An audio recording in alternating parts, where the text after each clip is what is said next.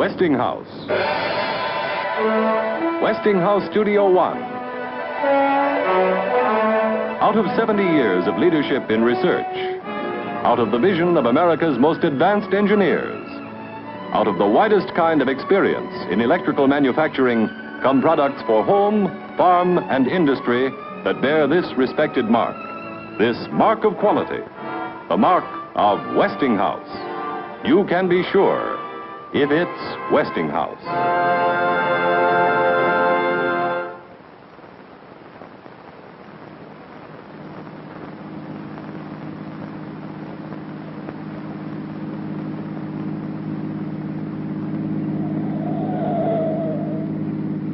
Warning. Poisonous black smoke pouring in from Jersey marshes.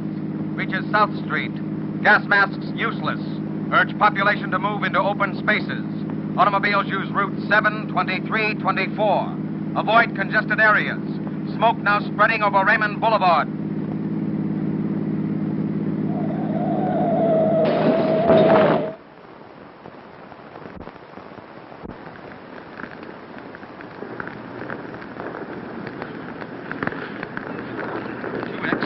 Calling CQ. 2X2L calling CQ, New York. Isn't there anyone on the air? Isn't there anyone? 2X2L. This is the result of panic. The blind, unreasoning terror of men who run and do not truly know what they are fleeing. And this is the factual story of such a panic.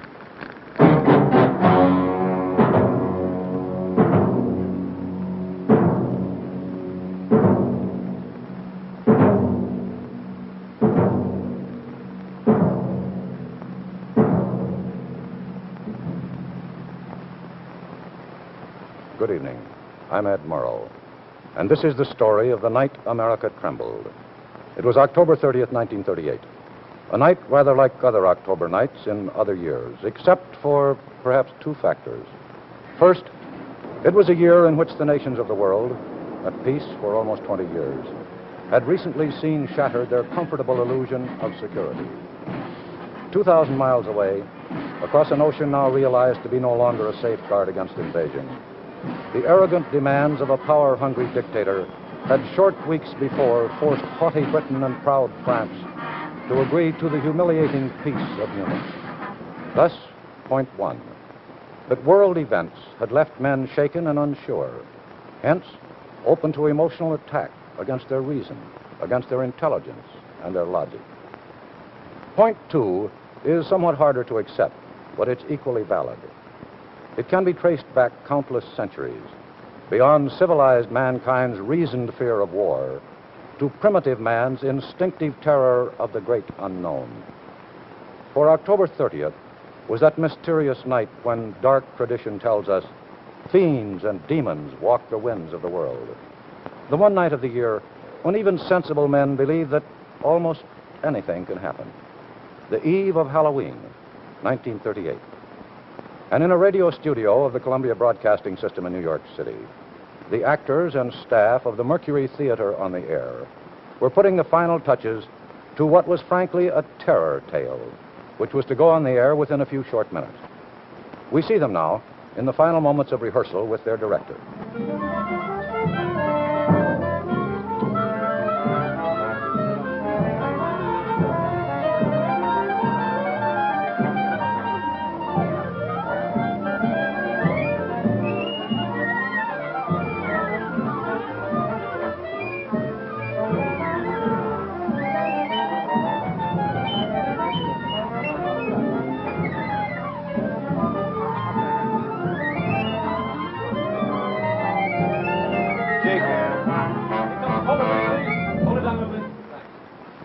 Page 19, that hissing, humming sound. I'd like you to mix in the hum a little bit faster and build it more than you did the dress. Can you do it? Okay, I'll do it. Okay, let's try it. Phillips?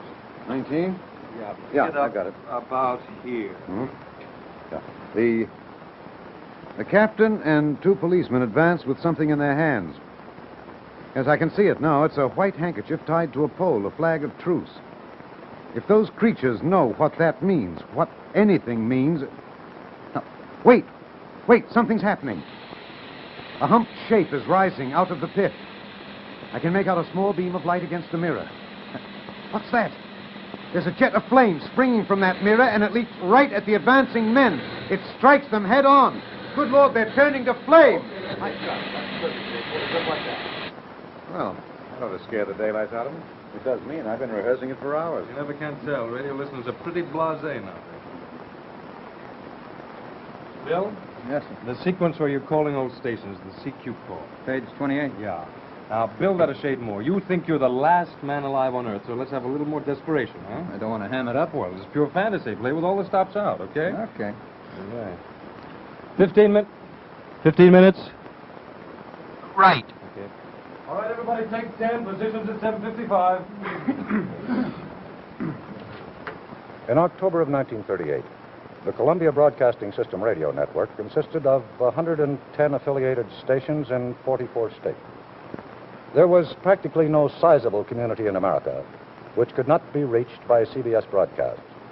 Thus, from Maine to California and from Canada to the Gulf, listeners were tuned to the Mercury Theater on that fateful night.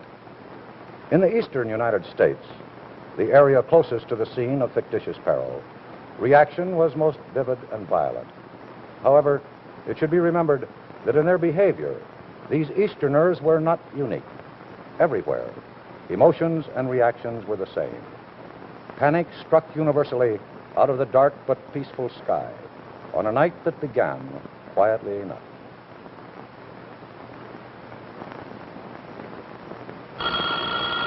Mother, that's Bob. Will you let him in, please?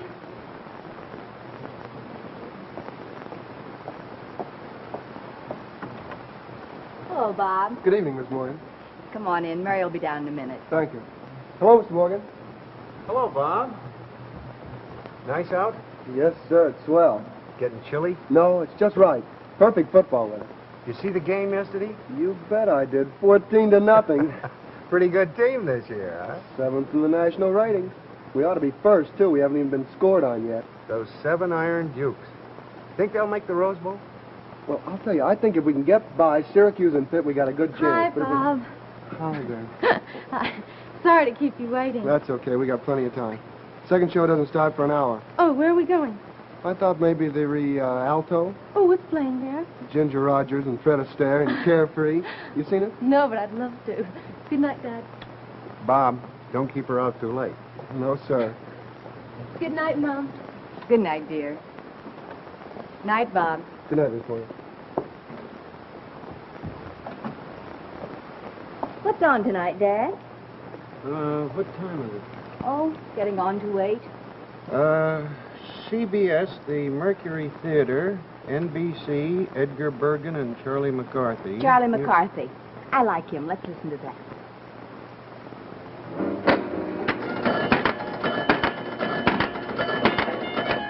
Yeah, you know, you take now a punk like this Hitler, all spit and polish, the mob yelling hail every time he wipes his nose. A guy like him don't raise an army just for the fun. Mark my words, there's going to be trouble. Maybe even sooner than you think. Hitler's just a big bag of wind. Oh, I don't know about that now. Yeah, Phyllis. He already grabbed Austria and Czechoslovakia, ain't he? Now he's got his eye on Poland. A big bag of wind. Well, everybody made the mistake was they never should have buckled under him from the beginning. If they just told him to go jump in the lake, well, what could he do? Huh? Huh? France on the west, Russia on the east, Mussolini in the south. He can't move a muscle in any direction. Yeah, he could go up. Up? Yeah, hit all of a sudden from the air, anywhere he likes. America even. America? Sure, why not? Oh, I'd like to see him try to bomb this country. Yeah, you maybe, but not me. Because he just might get away with it. I don't want to be nowhere around when the bomb starts falling. You know, you sound like them Europeans. They're all too yellow to call us bluff. Yellow? What do you mean yellow, huh? Well, I just said... Yeah, I they're heard all what you too- said. You think I'm yellow, is that it? Now, wait a minute, Come on. Tom. He didn't Now, mean let you. go of me. How about that? You think I'm yellow? Now, look, you two, I don't want no trouble here. Lay off, will you? I didn't mean you. I just meant anybody who won't stand up and fight for his country. Yeah. I'll fight for my country, same as the next guy. Don't think nothing different, huh?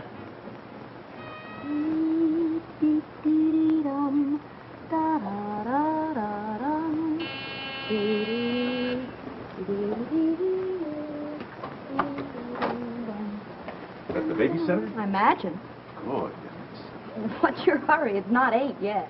Well, I'm hungry. Oh, thirsty, you mean. Evening, Mrs. Chandler.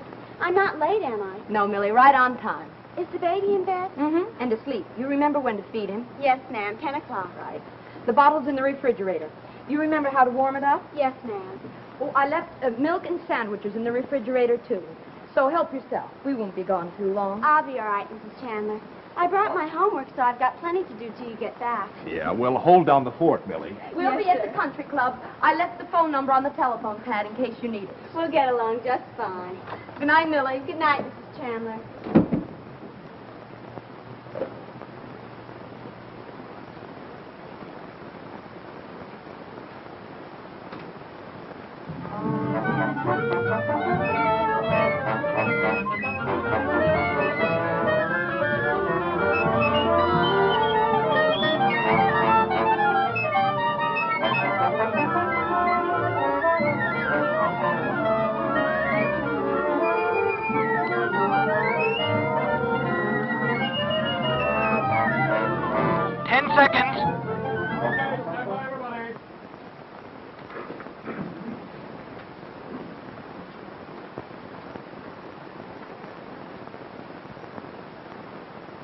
The Columbia Broadcasting System and its affiliates present the Mercury Theater on the air in War of the Worlds by H.G. Wells.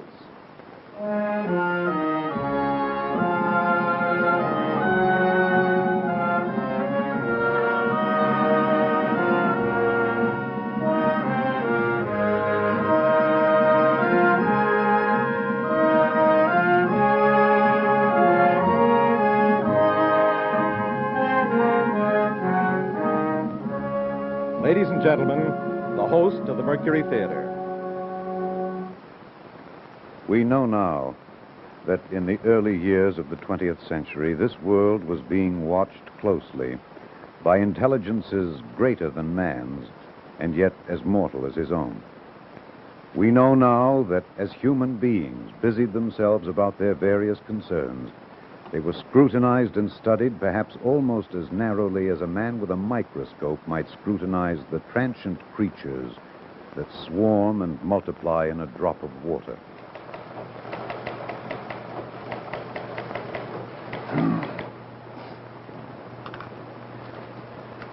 Any action, Mike? Not a thing. Get the coffee? Yeah.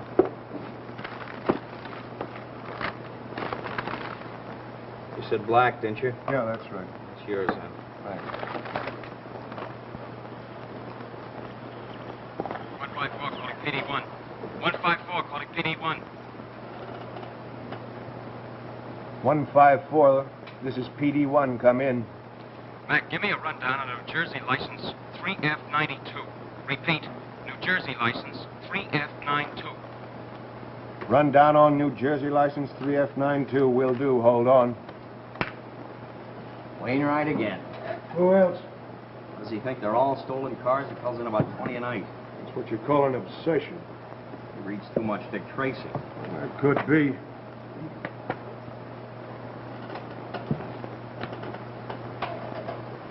PD1, calling 154. Go ahead, PD 1. Description: New Jersey license 3F92. 1936 blue two-door old sedan. Registration A 387564. Motor G 148690. Owner Horace Adams. 1407 West Boulevard, Camden. You got it? Got it. Thanks, Mac. Right. A real eager beaver. Well, you gotta have somebody like him to keep you awake a night like this. Yeah, I suppose Sunday nights are usually pretty dull after Labor Day. Pretty dull. You know, I took this job because I thought it was gonna be exciting. On this particular evening, October 30th, the Crosley Rating Service estimated that 32 million people were listening in on radios. For the next 24 hours, not much change in temperature. A slight atmospheric disturbance of undetermined origin is reported over Nova Scotia, causing a low-pressure area to move down rather rapidly over the northeastern states, bringing a forecast of rain accompanied by winds of light gale force. Maximum temperature 66, minimum 48. This weather report comes to you from the Government Weather Bureau. We now take you to the Meridian Room in the Hotel Park Plaza in downtown New York, where you will be entertained by the music of Ramon Raquello and his orchestra.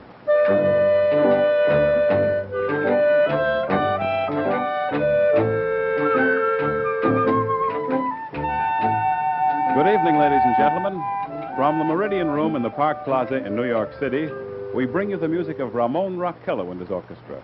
And, with a touch of the Spanish, Ramon Raquello leads off with La Comparsita.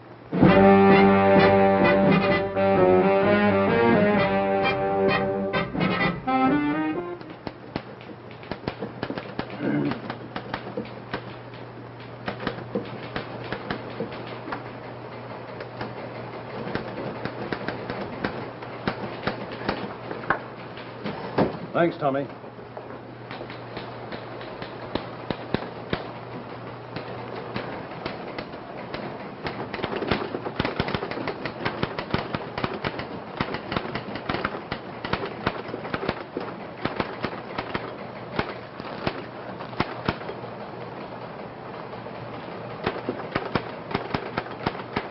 What do you got?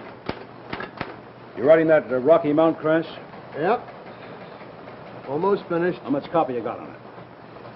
Column and a half, maybe. Build it to 2 columns. I got a good picture here and a double column spot on the front page. Okay. There's not really much to it. No serious injuries. Yeah. Could use a good lead story. All I've got is a community fund report. That's the trouble on Sunday nights. Nothing ever happens. That's right. That's the trouble with Sunday nights in the news business. Nothing ever happens. These people are comfortable, relaxed. You might say even bovine in their smug complacency. It's a Sunday night like other Sunday nights. Quiet, uneventful. America is at peace. There's no threat of war. They have no way of dreaming that within a few short minutes, their complacency is to be rudely shattered by an actor's voice speaking lines from a play.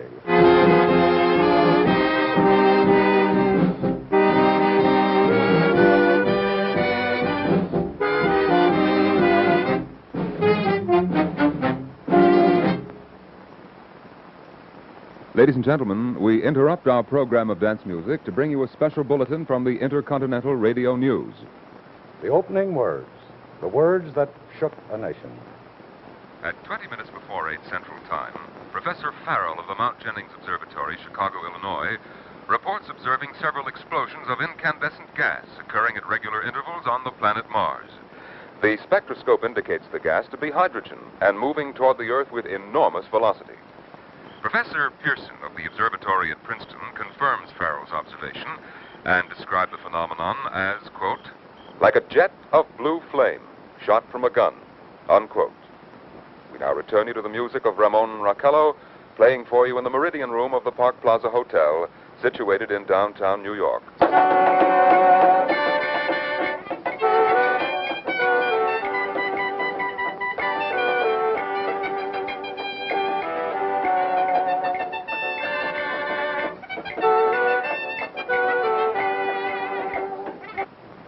One troubled face out of 10. But this is the face of dawning panic on the night America trembled.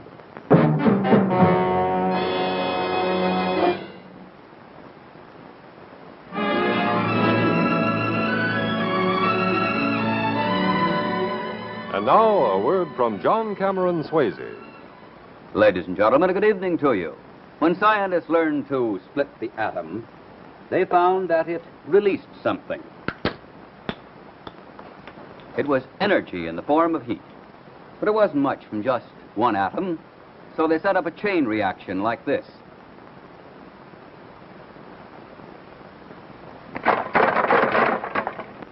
They found that it made the greatest physical force mankind has ever developed. And they called it atomic fission. Now, less than 10 years ago, the Atomic Energy Commission turned to the nation's industry to harness the power of the atom and make it work for people in peacetime. Engineers, scientists, and technicians got together at Westinghouse to tackle the toughest job in technical history. And they succeeded. They produced usable atomic energy, the kind that drove the submarine Nautilus over 60,000 miles without refueling. And that's only the beginning of a bright new world. Later this year, many of the lights of Pittsburgh will be lit with still another Westinghouse-built reactor, the Shipping Port Power Plant, a joint venture with Duquesne Light Company and the Atomic Energy Commission. And if you wonder what putting atomic energy to work means to you, here's the man who can answer your question. He's the man who set up the Atomic Power Division of Westinghouse, Mr. Charles Weaver, Vice President for Atomic Power. Thank you, John. Today, atomic power isn't just a hope. It's as much a fact as coal and oil. Just as coal and oil started new industrial progress, atomic energy marks the beginning of a new era, with new comforts, new power to get where you want to go and do what you want to do. Putting this new atomic force to useful work is a source of great satisfaction to us at Westinghouse. Yes, in atomic power, too. Westinghouse is first with the future. The Night America Trembled. We are bringing you the true story of the most memorable dramatic broadcast in the history of radio. The Mercury Theater's unforgettable dramatization of War of the Worlds. The broadcast has just begun. Its effect is not yet beginning to make itself felt in the cities and hamlets of a nation soon to be caught in the grip of ungovernable terror.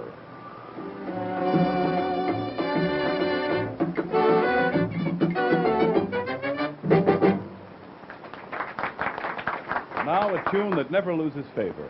We have a popular stardust, Ramon Raquello and his orchestra.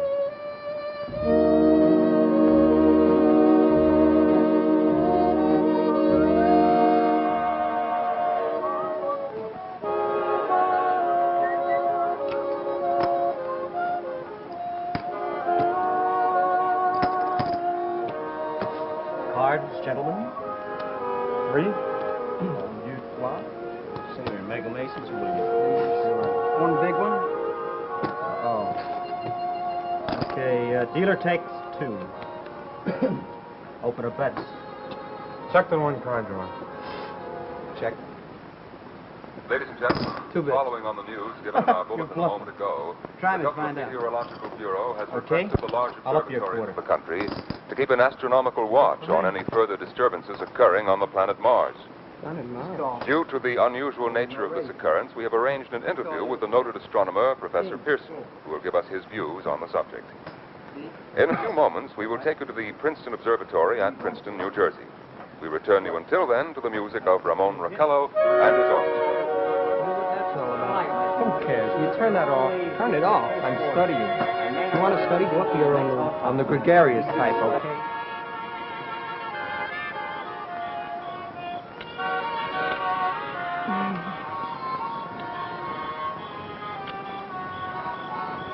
You happy? This as good as the movie? Better. Look, it's a shooting star. Hey, that was a bright one.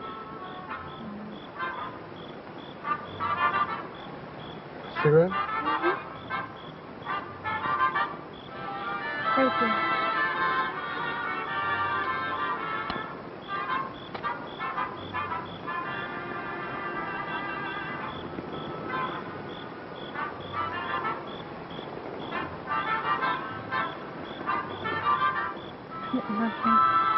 Just look out there. Look at those stars. They look so close. You feel you can just reach right up and touch them. Sure, you can. You want a handful? You're crazy. Crazy about you. Mary? I got something for you today. What?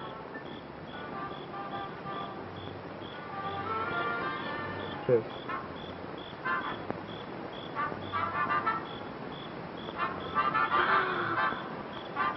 Well, how about it? What will my parents say? Well, you know what they'll say. They'll say we're too young, too immature, but they've been saying that for a year. What do you say? Shall we? Tonight, right now. I'd like to, Bob, but... What's the matter? Aren't you sure? Of course I'm sure. Well, then.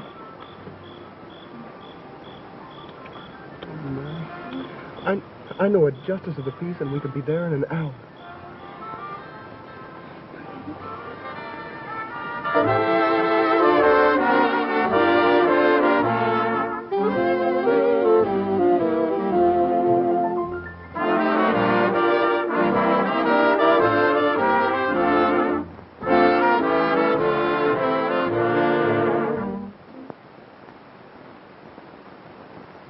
Ladies and gentlemen, a special announcement from Trenton, New Jersey. It is reported that at 8:50 p.m., a huge flaming object, believed to be a meteorite, fell on a farm in the neighborhood of Grover's Mill, New Jersey, 22 miles from Trenton. The flash in the sky was visible within a radius of several hundred miles, and the noise of the impact was heard as far north as Elizabeth. We have dispatched a special mobile unit to the scene, and will have our commentator, Mr. Phillips, give you a word description as soon as he can reach there from Princeton. In the meantime, we take you to the Hotel Martinet in Brooklyn, where Bobby Millett and his orchestra are offering a program of dance music. That must be what you said. No, couldn't be. New Jersey's 500 miles north.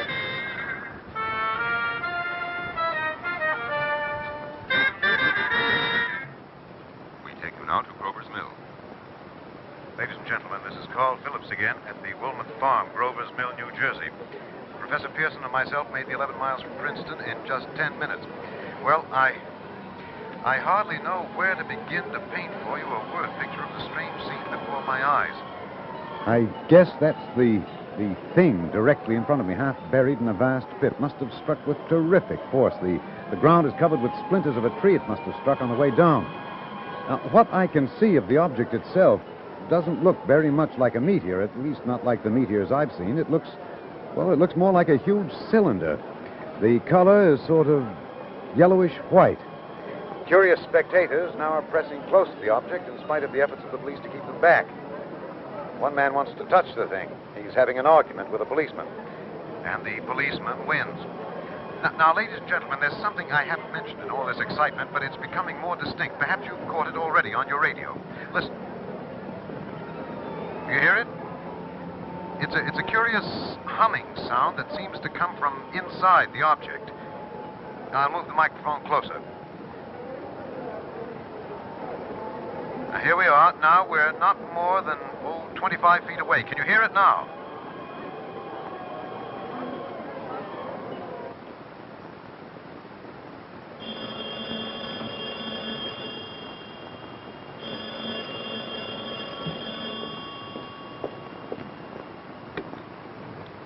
Hello?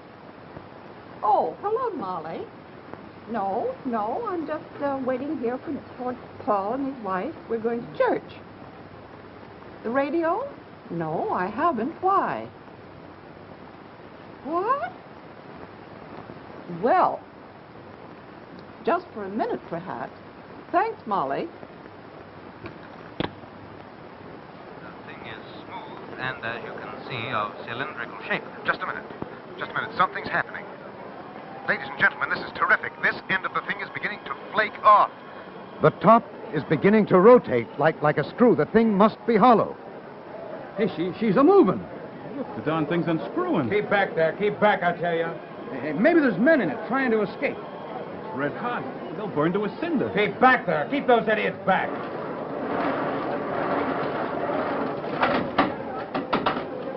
She's off! The top's loose! Look out there! Stand back! Ladies and gentlemen, this is the most terrifying thing I have ever witnessed. Wait a minute. Someone's crawling out of the hollow top. Someone or something I can see peering out of that black hole, two luminous discs. Are they eyes? It might be a face. It might be... Good heavens, something's wriggling out of the shadow like a gray snake. Now it's another. And another. They look like tentacles to me. There, I can see the thing's body. It's as large as a bear, and it glistens like wet leather. The face, it's indescribable. I can hardly force myself to keep looking at it. The eyes are black I'm going and to turn this clean like a off. No, sieve. please, no, The Bob. mouth Not is V-shaped yet. with saliva dripping from its rimless lips that seem to quiver and pulsate. The monster, or whatever it is, can hardly move. It seems weighted down by possibly Oh, gravity or horrible. something.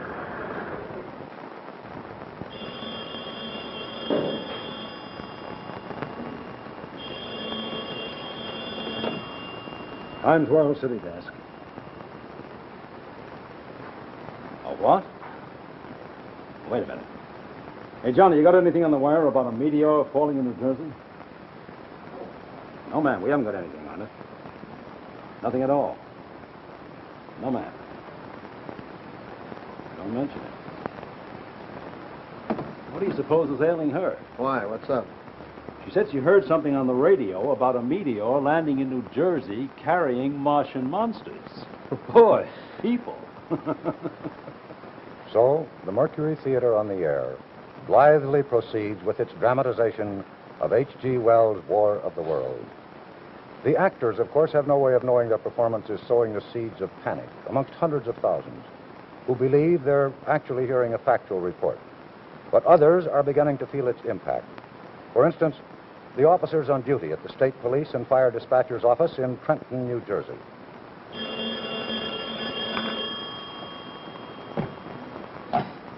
State Police. No, sir, we don't know anything about that. Sir, there is no Grover's Mill in New Jersey. There's a Grovesville, but there's no Grover's Mill. I can't help it, sir. What the radio says, there's no such place. State Police. No, ma'am, we don't know anything about that. Well, I can't help that, ma'am. We just don't know anything about it. Well, did I say something about a quiet Sunday evening? What's going on anyway? I don't know. They say it's been announced on the radio. You better check. State Police. No, sir, we have no information on that. Sorry.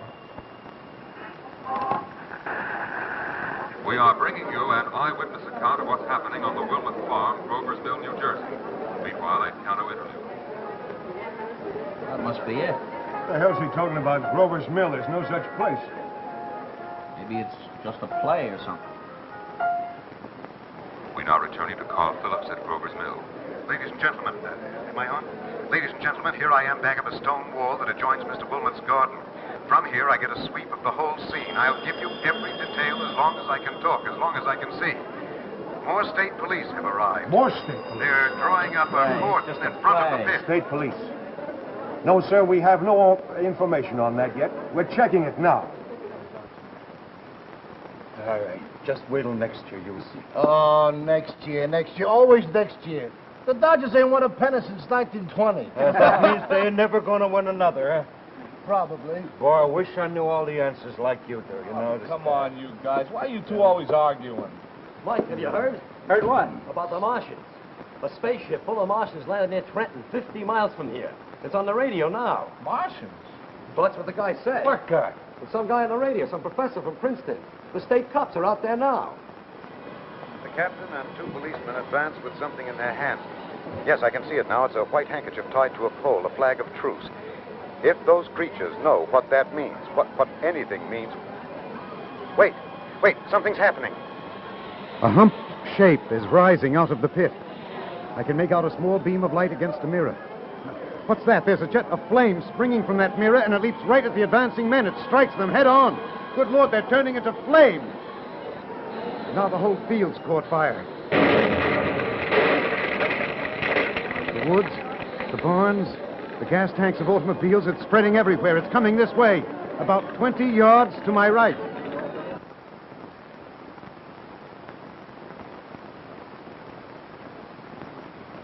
Ladies and gentlemen, due to circumstances beyond our control, we are unable to continue the broadcast from Grover's Mill.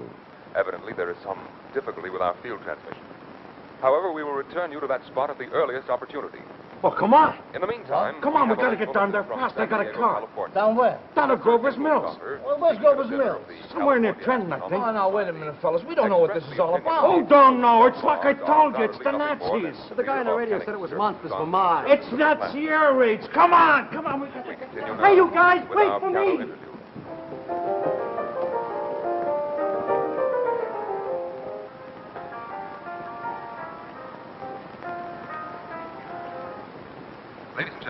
I have just been handed a message that came from Grover's Mill by telephone. Just a moment. Whose deal? Speak up. What's the matter? Is anybody interested in poker anymore? God, this is important. Listen. At least 40 people, including 6 state troopers, lie dead in a field east of Grover's Mill.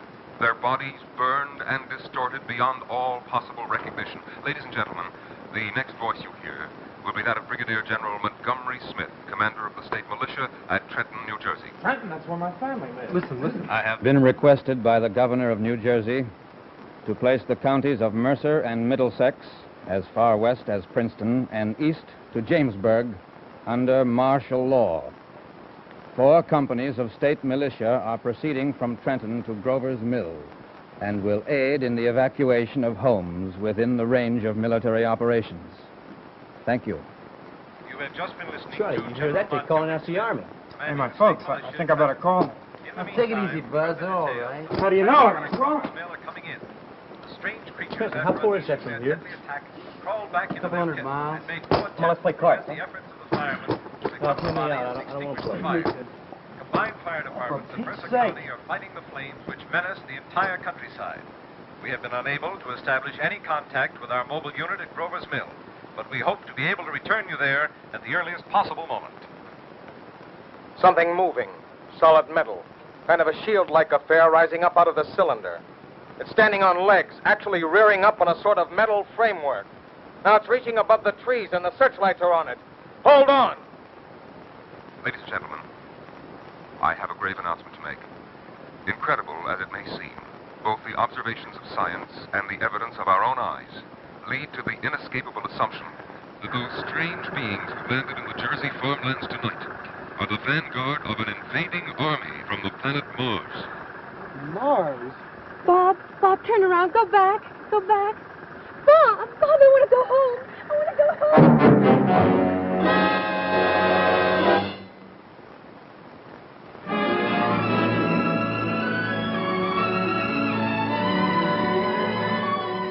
And now, back from vacation, here's Betty Furness.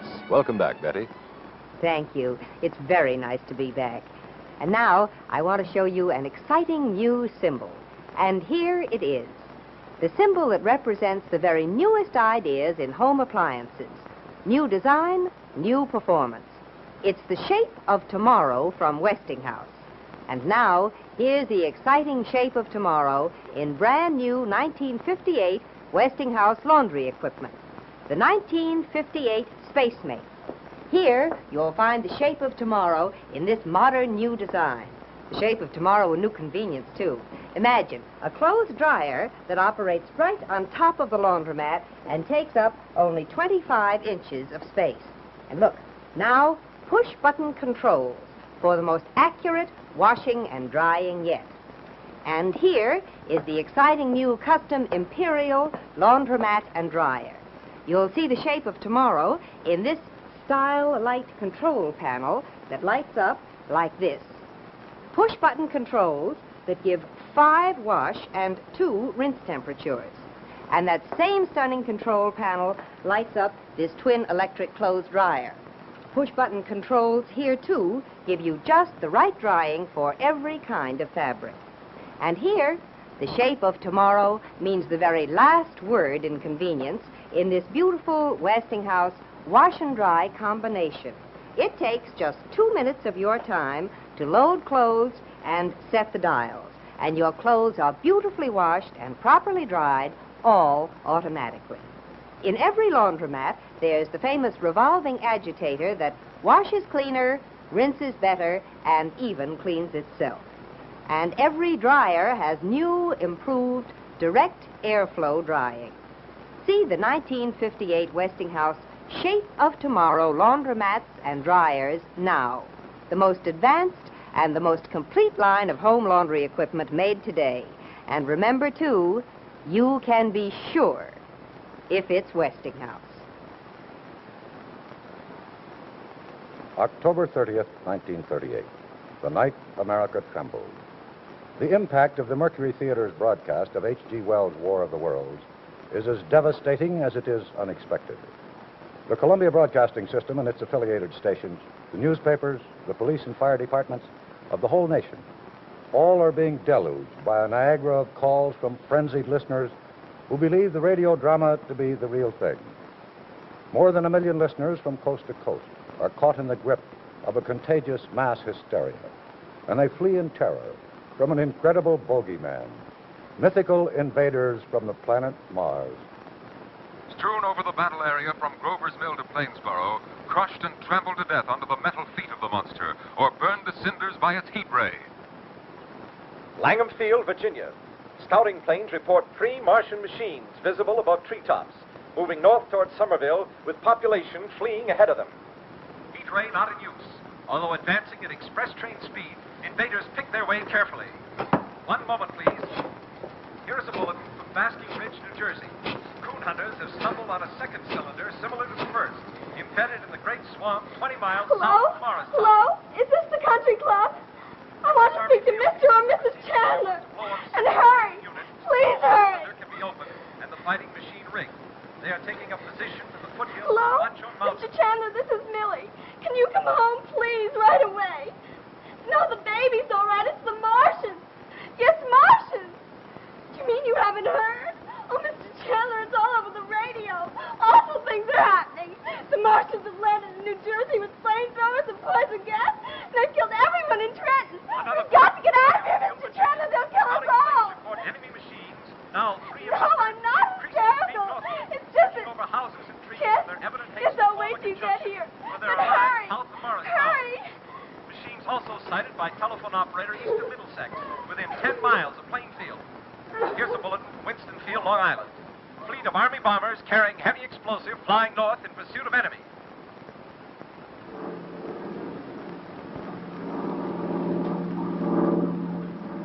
Army bombing plane V-843 off Bayonne, New Jersey.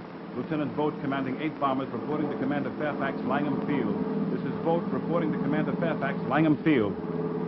Enemy tripod machines now in sight, reinforced by 3 machines from the Morristown cylinder, 6 altogether. 1 machine partially crippled, believed hit by shells from Army gun and Watchung Mountains. Guns now appear silent. A heavy black fog hanging close to the earth of extreme You want me to? Yes, listen, this thing's gotten out of No hand. sign of heat The switchboard downstairs is flooded with calls. Enemy People who think it's the real McCoy. River No kidding. I wish I were. It's an awful mess. But they can't. It was clearly announced as a play. Well, I know that, but they don't. Well, what do you want me to do? Can't you make some sort of an announcement? Tell them it's just a dramatization. Well, it's 3 minutes to the break. We'll tell them that. Well, do that, please. The switchboard operators are about ready to go out of their minds. Plane circling, ready to strike. 1,000 yards and we'll be over the first. 800 yards. 600. 400. 200. There they go. The giant arm raised. Green flash. They're spraying us with flame. 2,000 feet. Engines are giving out. No chance to release bombs. Only one thing left. Drop on them, plane and all. We're diving on the first one. The engine's gone. 8. This is Bayonne, New Jersey, calling Langham Field. This is Bayonne, New Jersey, calling Langham Field. Come in, please. Come in, please. This is Langham Field. Go ahead. 8 Army bombers in engagement with enemy tripod machines over Jersey Flats. Trenton, New Jersey, operator. How many times do I have to tell you? Will you please hurry? What do you mean you can't do it? You gotta get through. Heavy black smoke in the The circuits are busy. Come on, I gotta call home too. Hey, Charlie? Hey, where's Charlie going? Charlie's driving home with Dave. Hurry up to the phone, will you please?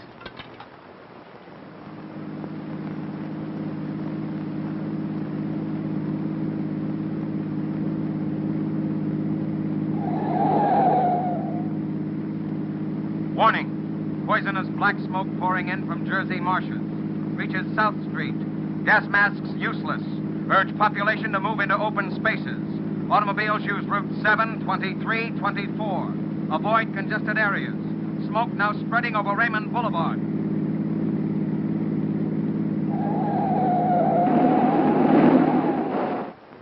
It's just a radio play, sir. State police. No, ma'am, it's just a radio play. State police. No, sir, it's just a No, sir, we have no official confirmation, but we believe it's just a radio play. Got anything yet, Browning? No. Wait a minute. Something's coming in now. Hey, this is it. State police. It's What just we a radio thought. play, ma'am.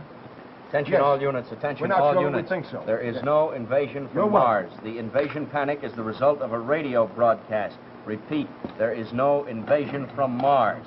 Proceed to distribute just this a radio play, information sir. as quickly as possible. Yes, sir, we're positive. Attention all units. Attention all units. I'm speaking from the roof of the Broadcasting Building, New York City.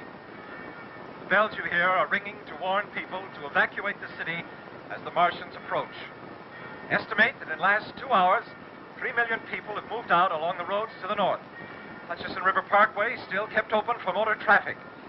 Avoid bridges to Long Island, hopelessly jammed.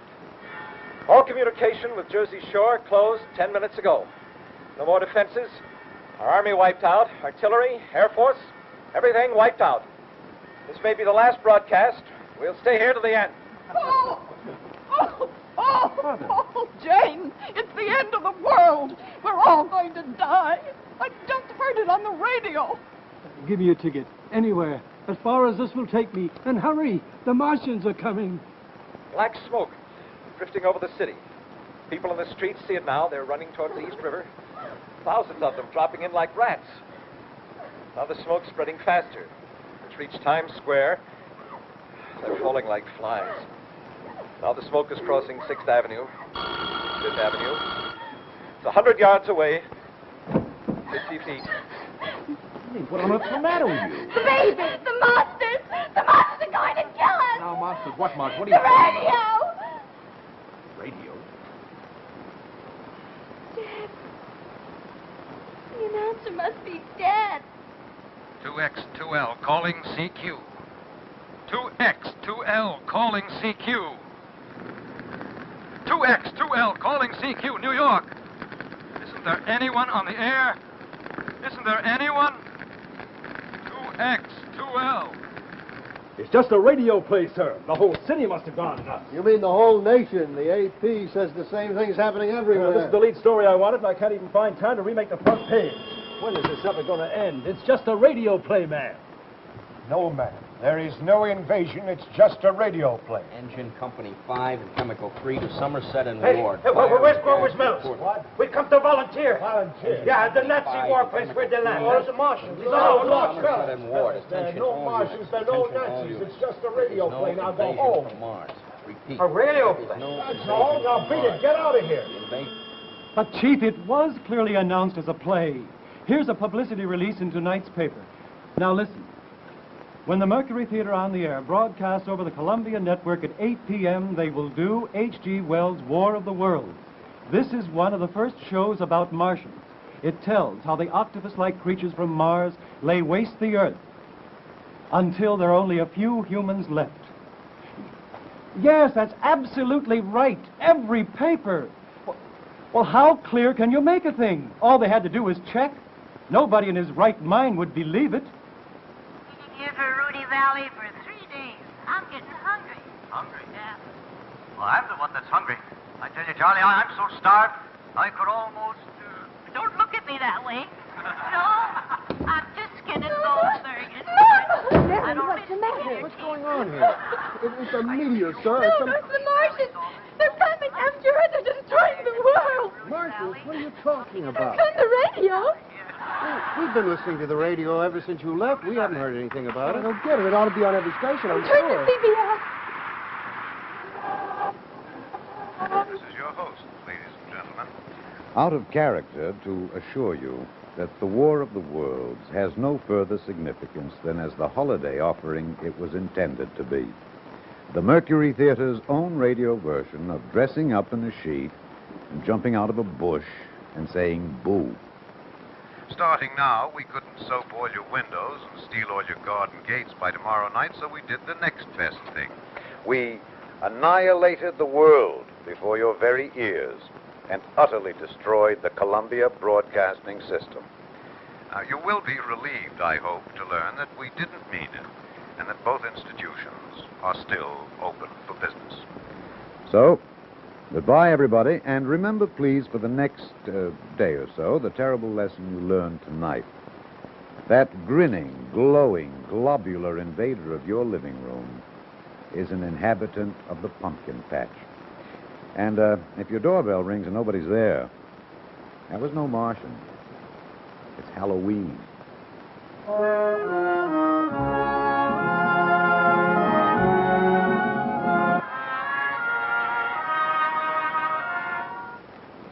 Of all the... Why didn't you check the other stations? Well, we didn't have time, sir. We were too busy listening. You mean you really believed it? Oh, you kids have got a lot to learn. Yeah, I guess you're right. It's all right, Millie. It's all over now. Are you sure, Mrs. Chandler? Yes, Millie.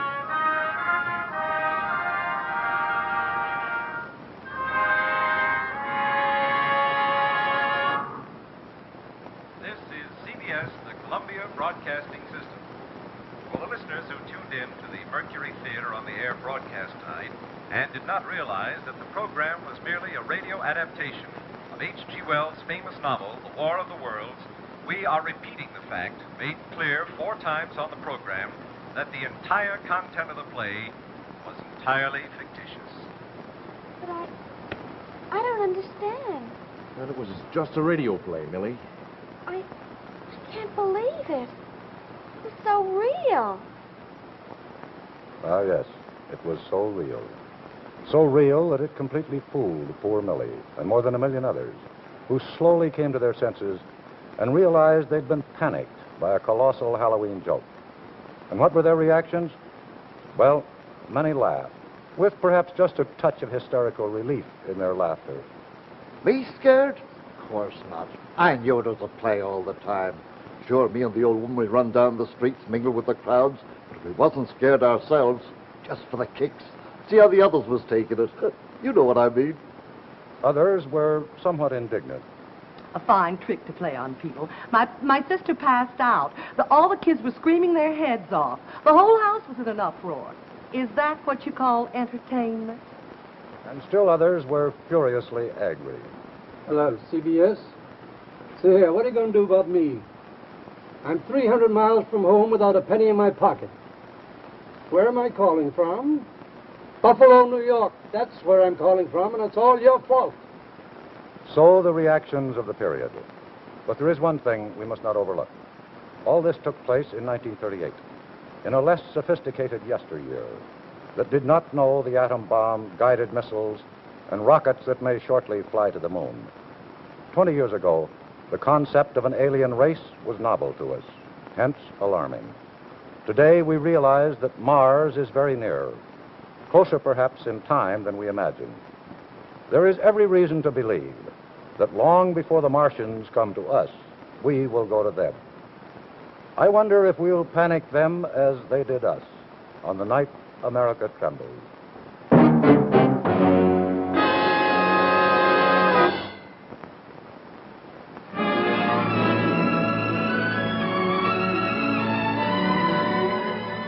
Tonight, John Cameron Swayze is playing with fire. Ladies and gentlemen, a good evening to you. I'm using this torch as a high concentration of heat. Now I ask you to tell me whether heat is a friend or an enemy. Heat will light a friendly cigarette, but it can also burn up hard-earned money, if I let it. Heat runs power stations that make electricity. Here's one of the most efficient producers of electricity in the world, the Kiger Creek Station of the Ohio Valley Electric Corporation. It's more efficient because Westinghouse engineers have found new ways to harness extra heat to run these turbines. Big turbine blades, for example, look like this. Until recently, they could only stand so much heat and pressure. The limit had been reached. No available metal could lift the problem. So Westinghouse metallurgists came up with a brand new kind of steel that raised the limits of heat and cut the cost of making electricity. One of these pieces of steel wire is made of Westinghouse metal. It will stand the kind of heat we're talking about. The other won't. Metal developed in Westinghouse laboratories will help this power station to produce more electricity for less money. Over the years, Westinghouse engineering has helped to make electricity your best servant, the biggest bargain in your family budget. Improvement on top of improvement has made Westinghouse first with the future, in research, in engineering, in new ideas. You can be sure if it's Westinghouse.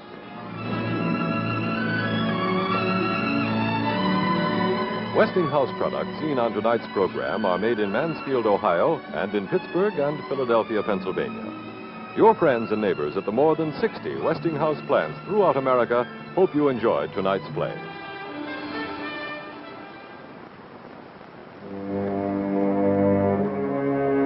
Next week, Westinghouse Studio One presents First Prize for Murder. Written especially for Studio One by Phil Reisman, Jr., based on a story by John D. MacDonald, starring Darren McGavin. Who is Nathaniel Arch? No one has ever seen him. Here is the best available picture of the mysterious Mr. Arch. All that is known is that he wrote the mystery novel Double Dead, which has won Mystery Writers of America's prize for the best novel by a new writer. It is not widely known, however, that Double Dead reveals the details of an actual double murder that the authorities have never been able to solve. Be sure to join us next week to find the answer to Who is Nathaniel Arch? In First Prize for Murder, starring Darren McGavin.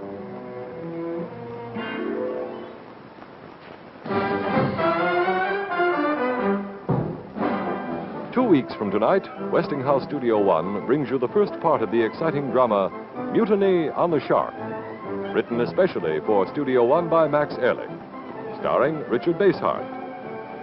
A story of the new kind of living that the atomic age has brought with it, the drama of life aboard an atomic submarine. Be with us again 2 weeks from tonight for Part 1 of Mutiny on the Shark, starring Richard Basehart.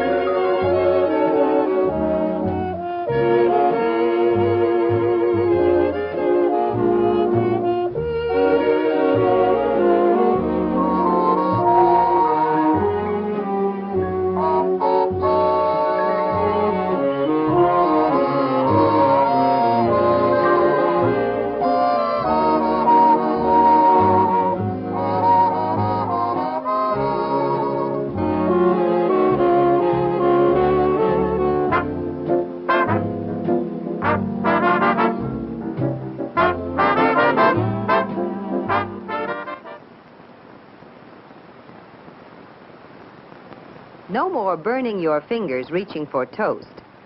This beautiful new Westinghouse toaster with this exclusive lift-up lever lifts small pieces an extra inch. Buy now. Save $6 on confection colors model, $4 on chrome model. Your choice, only $15.95.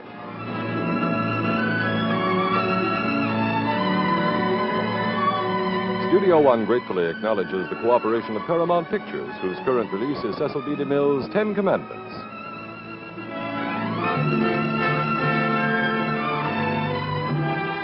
Westinghouse Studio One has come to you from New York and has been selected for viewing by America's armed forces at home and overseas. This is Art Hanna saying good night for Westinghouse.